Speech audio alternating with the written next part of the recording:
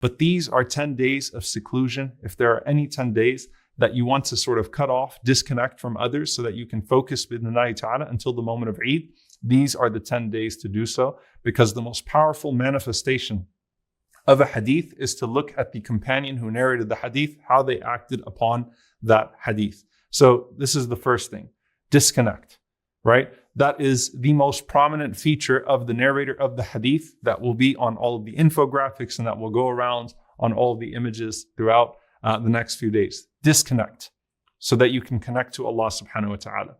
Then we go into the next ibadah, fasting. Not just fasting the day of Arafah, but fasting some of the first 9 days other than Arafah. So you have the 1st to the 8th. Obviously, you can't fast on the day of Eid. Fasting some of those days as well. There's a narration that the Prophet ﷺ, it's an authentic narration, he used to fast the first 9 days of Dhul Hijjah and the day of Ashura and 3 days each month, and the first Monday of the month and 2 Thursdays as well. This is a hadith that's narrated by An-Nasa'i and Abu Dawood. It's an authentic hadith. And there's a narration from Aisha radiallahu ta'ala anha that the Prophet ﷺ would not fast all of the first 9 days. Okay? And the reconciliation of that is that the Prophet ﷺ did not fast all of the first 9 days, but he fasted a significant portion of them. So how can you approach that? Combine the intentions of Monday and Thursday, for example. Okay? And if you can do more, then do more bi'idhnillahi ta'ala. And subhanAllah, it just so happens that this year in particular, that the day of Arafah likely falls on a Monday as well. Okay? So think about, what are 3 or 4 days that I can take, or even 2 days other than Arafah, that I will fast in these first 10 of Dhul Hijjah, and implement that bi'idhnillahi ta'ala if you can. So that's something that we also take from the practice of the Prophet sallallahu alaihi wasallam and the early Muslims. And of course, the fasting of the day of Arafah and Ashura in particular equal 3 years of fasting, because the Prophet sallallahu alaihi wasallam, he taught us that when a person fasts the day of Arafah, then it equals a year of fasting before and a year after. And when a person fasts the day of Ashura, then it is in regards to that present year. So what we find is that one of the blessings of this is that Muharram is the first month after Dhul Hijjah. And so if you think about a person fasting Arafah the year before and the year after counted, then that would refer to the year before that Dhul Hijjah, okay, and the year after.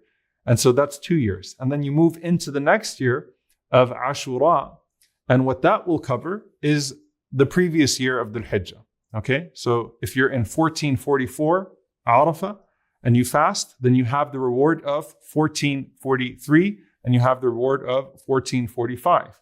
And then if you move into 1445, which is Muharram, the first month of the year, and you fast Ashura, and the Prophet ﷺ said that expiates the sins of the previous year, then that takes care of 1444 as well. So it spans 3 years of fasting within those 2 days. And for those sisters in particular, or brothers that might be ill, that cannot fast that day for any reason whatsoever, Rasulullah sallallahu alaihi wasallam said, whoever misses a good deed that they would have normally done due to a illness or due to some sort of travel, which of course means anything that is out of their hands, Allah subhanahu wa ta'ala will write it down for them as if they performed it in full. So if you can't fast that day and you would have fasted that day, then take comfort in knowing that Allah subhanahu wa ta'ala has written down that day for you bi'idhnillahi ta'ala, and instead use the day in dua and use the day in still doing the other forms of honoring that day bi'idhnillahi ta'ala. So fasting is something that is legislated throughout the first 9 days of Dhul Hijjah. Now, as for the forms of dhikr,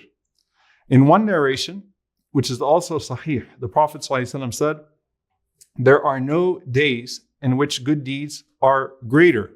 أَعْظَمُ عِنْدَ اللَّهِ وَلَا أَحَبُّ إِلَيْهِ. There is no days in which good deeds are greater or more beloved to Allah subhanahu wa ta'ala مِنْ هَذِهِ الْأَيَّامِ الْعَشْرِ, from these 10 days of Dhul Hijjah. So the Prophet ﷺ says, فَأَكْثِرُوا فِيهِنَّ مِنَ التَّحْلِيلِ وَالتَّكْبِيرِ وَالتَّحْمِيدِ. So increase within these 10 days of takbir and tahmeed, or tahleel and takbir and tahmeed, saying La ilaha illallah, Allahu Akbar, Alhamdulillah, and Subhanallah. Now the Prophet ﷺ here is stressing quantity. Of course, quality is important, but the Prophet ﷺ here is stressing quantity in the sense of keep yourself engaged with these forms of dhikr.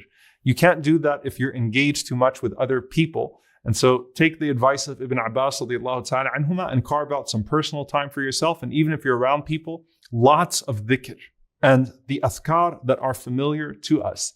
When you're walking between places, when we talk about the last 10 nights of Ramadan, we always tell people that even when you're getting up to go get your suhoor or to do something else, keep yourself in a state of dhikr. When I have my hujjaj in Arafah, I always tell them, look, the lines are long for the bathrooms in Arafah, okay? Even when you're standing in line, keep yourself in dhikr. Don't just take a break, say, all right, let me go ahead and just start having a conversation. No, those are precious hours. Keep yourself engaged and busy in dhikr.